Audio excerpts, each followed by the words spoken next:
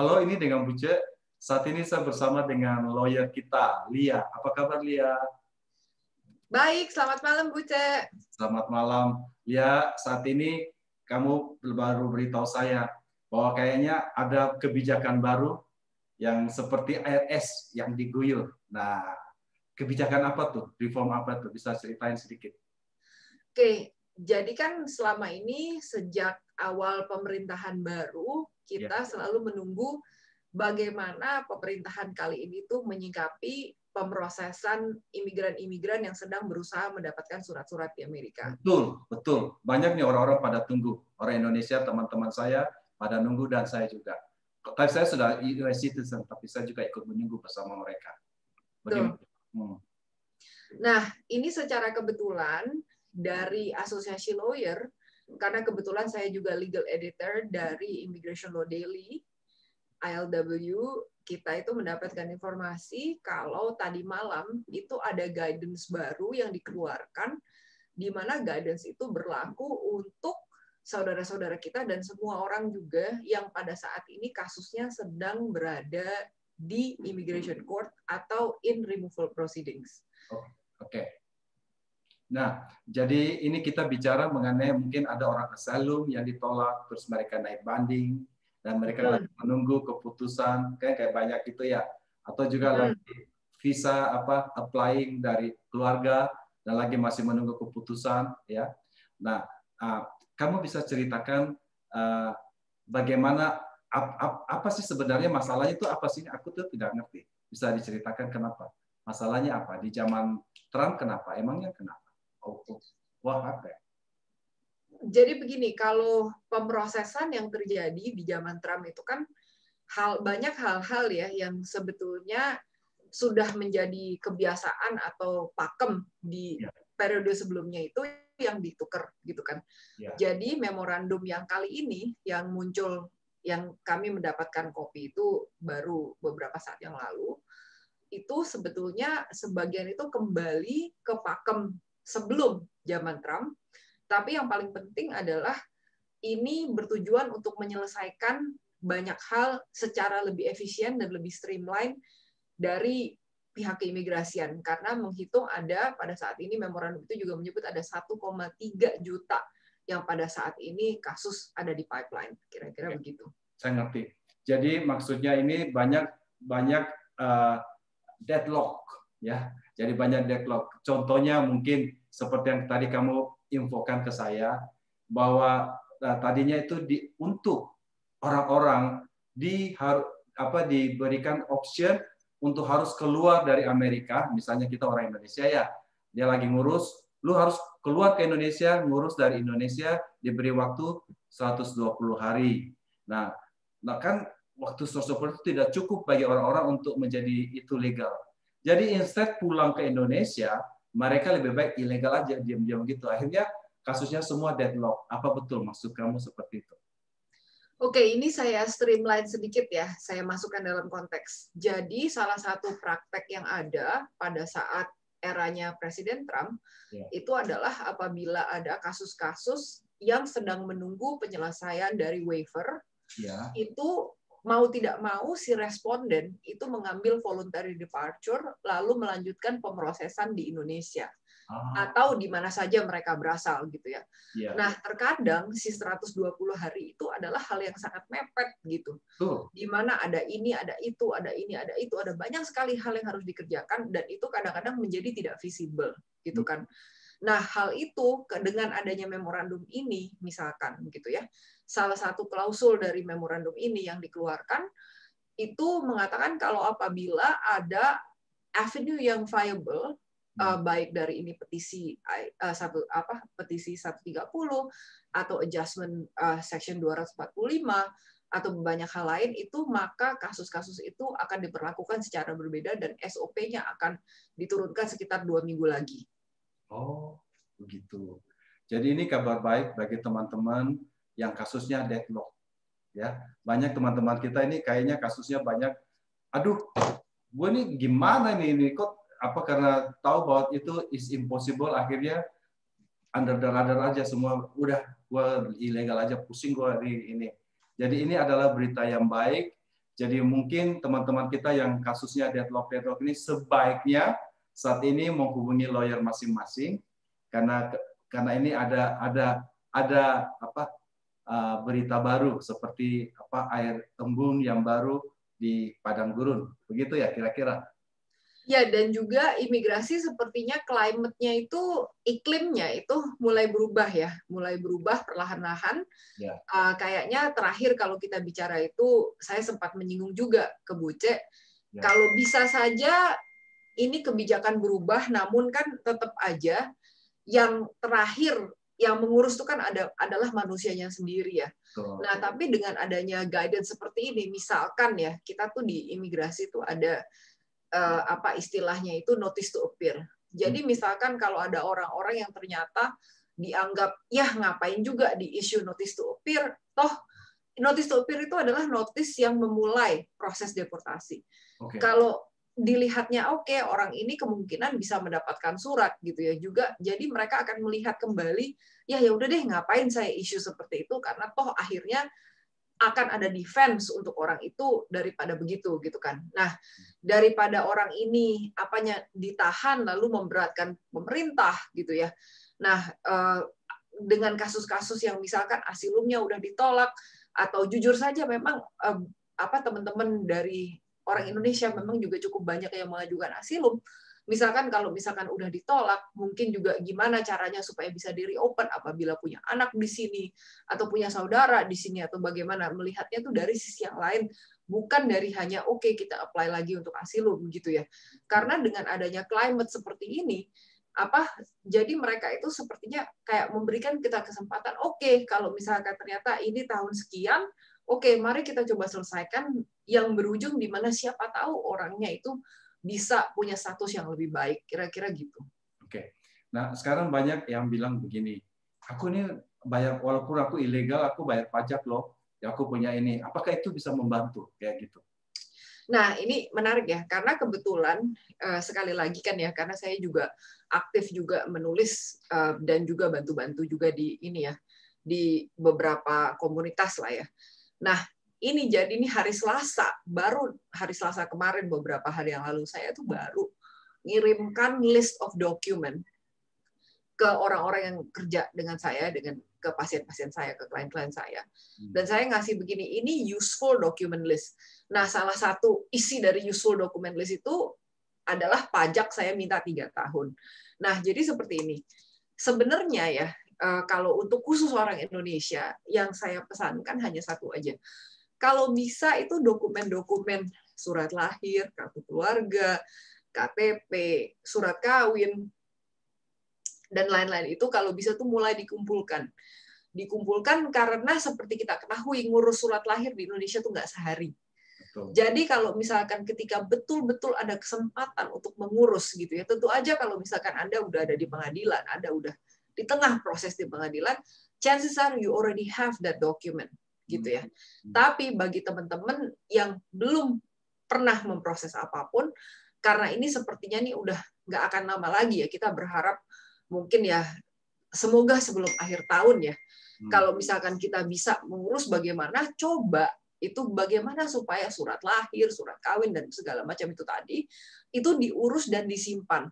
Nah, salah satu juga yang selalu saya sarankan, salah satu hal yang selalu saya sarankan juga adalah kalau misalkan bisa itu pajak itu juga pajak itu juga mulai dikumpulkan dan transkripnya dari IRS itu juga mulai di-print deh, toh kan gratis dari website kan gitu. Nah, jadi dari useful document list itu yang ada juga misalkan ada lease atau surat dari landlord, employment records, pay stubs gitu ya. Atau kalau misalkan Anda anggota gereja atau anggota masjid atau apapun religious institution membuktikan misalkan you ada good moral character gitu ya. Dan memang pada saat ini belum ada guidance yang tepat apa aja dokumen yang diperlukan, namun dari pengalaman saya itu makanya saya tulis di atas di dokumen list saya itu ini adalah useful document list yang dimana menurut saya secara umum barang-barang ini akan bermanfaat. Misalkan juga kalau misalkan ada utility bill ada misalkan bon telepon atau bon listrik atau bon air, kalau misalkan Anda sekolah gitu ya, dapat award, transkrip gitu, proof of enrollment, Anda di sini berusaha belajar bahasa Inggris misalkan, atau misalkan dapat license untuk untuk misalkan bangunan atau electrician atau ini atau itu, atau kalau misalkan di restoran Anda ada food preparation certificate yang seperti itu. Nah, jadi hal-hal that could boost your credibility, di mana itu bisa menunjukkan bahwa Anda adalah orang ini, yang di mana Anda itu ingin menunjukkan bahwa Anda itu orang baik, dan Anda itu punya hak untuk tinggal di sini karena kebaikan-kebaikan itu. Nah, sekali lagi saya katakan, dokumen-dokumen yang saya sebutkan barusan, memang belum ada ya permintaan dari imigrasi seperti itu. Namun tidak ada salahnya untuk mengumpulkan dokumen itu, karena khusus bagi kita orang Indonesia, mengumpulkan dokumen-dokumen itu, terutama surat lahir, akte, dan segala macam, itu tidak sehari. Betul. Nah, pertanyaannya, surat kelahiran kita kan bahasa Indonesia tuh. Apa perlu dilampirkan, dibuatkan jadi bahasa Inggris, atau cukup begitu aja? Nah, jadi begini, akte kelahiran itu kalau yang versi-versi baru itu sudah ada yang ada bahasa Inggrisnya, terjemahannya. Oke. Tapi kalau yang zaman Bucek dan zaman saya, yang masih zaman dinosaurus, ya, oke. Itu yang dibaliknya tuh masih ada capnya, warnanya ungu atau hijau gitu kan, terus ditulis dari kanwil sekian-sekian gitu kan. Nah, itu intinya tuh begini, secara pakem, semua dokumen yang berbahasa asing dari Amerika, berarti apapun selain bahasa Inggris, itu harus diterjemahkan. Nah, sekarang pertanyaannya, siapa yang boleh menerjemahkan? Nah, yang boleh menerjemahkan itu tidak harus untuk keperluan USCIS. Itu tidak perlu penerjemah tersumpah. Nah, lebih tepat, kalau istilah penerjemah tersumpah di Indonesia itu kan ada orang yang penerjemah tersumpah gitu ya. Kalau di sini hanya kita membutuhkan attestation dari orang yang melakukan terjemahan tersebut bahwa dia itu bersumpah bahwa dia itu lancar berbahasa Indonesia dan Inggris secara lisan dan tulisan, dan dia melaksanakan terjemahan tersebut dengan sebaik-baiknya dan sepengetahuan dia yang sebenar-benarnya. Udah tanda tangan, jadi kalau misalkan mau teman-teman itu mau mencari certificate of translation, itu sebetulnya ya tinggal minta tetangga atau minta teman, suami minta istri, istri minta suami, itu juga nggak masalah, dan bahkan menerjemahkan sendiri pun boleh. Oh, boleh. Tapi harus minta top dari itu, dari Indonesia konsulat apa gitu, tidak usah? Tidak. Cukup Certificate of translation itu adalah attestation dari yang menerjemahkan. Nah, memang banyak setelah itu si penerjemah tersebut biasanya mungkin ya, kalau penerjemah itu biasanya barengan sama notaris gitu ya, notari publik gitu. Bukan notaris, sorry. Nanti salah-salah rancu sama istilah notaris di Indonesia. Dengan notari publik ya. Nah, si notari publik itu mengattest bukan true and accurate copy-nya, tapi adalah mengattest ke ID dari orang yang menandatangani terjemahan tersebut gitu. Jadi notarisnya hanya untuk membuktikan bahwa orang yang menandatangani itu memang ID-nya namanya seperti di ID gitu. Betul. Nah, karena asumsinya adalah, Anda bayangkan kalau notari publiknya itu misalkan nggak ngerti bahasa Indonesia, gimana dia bisa mensertifikasi kalau ini adalah true and accurate translation? Ngerti toh? Iya, betul. Oke, jadi tidak usah ke KJRI ya, cukup di kayak gitu ya. Ya, kalau mau ke KJRI juga boleh, tapi kalau misalkan bisa minta tetangga, ya kenapa tidak gitu kan? Oke. Atau minta ke Buce. Oke, saya nggak bisa. Bahasa Inggris saya jelek. Nah, pertanyaan kedua. Perkataan reformasi, tadi kamu ngomong apa, reformasi yang dalam imigrasi. Betul ya? Reformasi atau apa yang kamu bilang tadi? Immigration reform. Immigration reform overhaul. Immigration reform overhaul. Artinya apa tuh? Intinya kita tunggu tanggal mainnya. Belum tahu nih isinya akan apa. Oh, oke. Jadi kamu tuh menginfokan bahwa akan keluar nih namanya immigration reform overhaul, betul? Berharap, Cek, berharap. Berharap. Oh, Berharap. tampaknya awan udah kelihatan kemungkinan akan hujan gitu. Kayaknya Ini gitu. gini ya. Ini policy yang ditetapkan oleh ini, apa namanya, memorandum yang tadi itu, yang beberapa saat kemarin ini di-share itu sudah menuju ke arah sana, gitu ya. Udah menuju ke arah sana, di mana yang paling penting kalau kita lihat dari update obrolan kita sebelum ini adalah iklimnya itu mulai berubah. Nah, iklimnya itu mulai berubah, tinggal nanti SOP-nya seperti apa, gitu. Banyak yang mengucapkan itu prosecutorial discretion, oke? Jadi maksudnya prosecutorial discretion.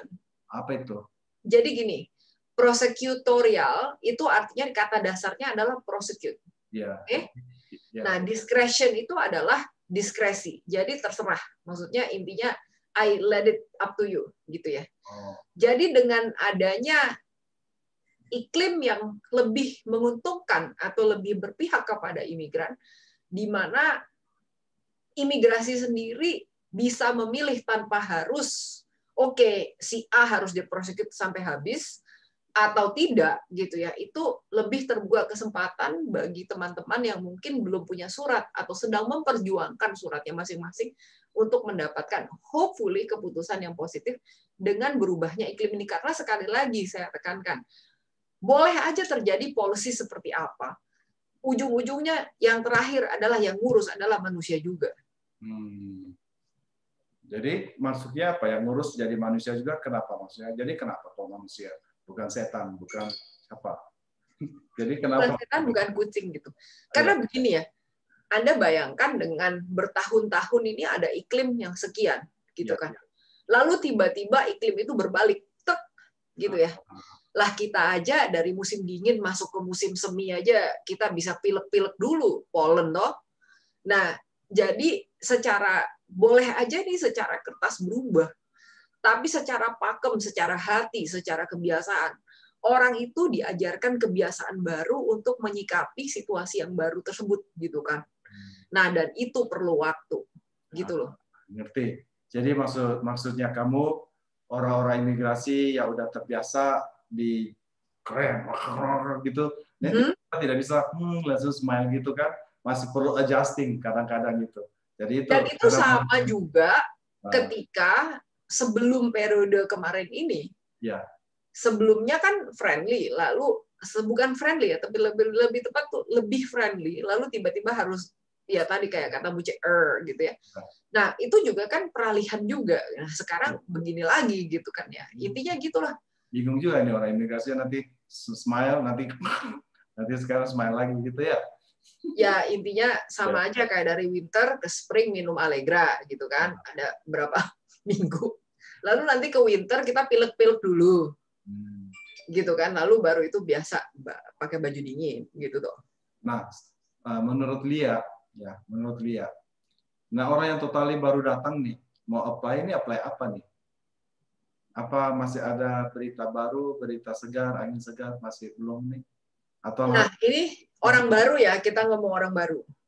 Jangan lupa ya, peraturan itu secara hukum ya, dari Immigration and Nationality Act dan Code of Federal Regulations, itu tidak ada yang berubah.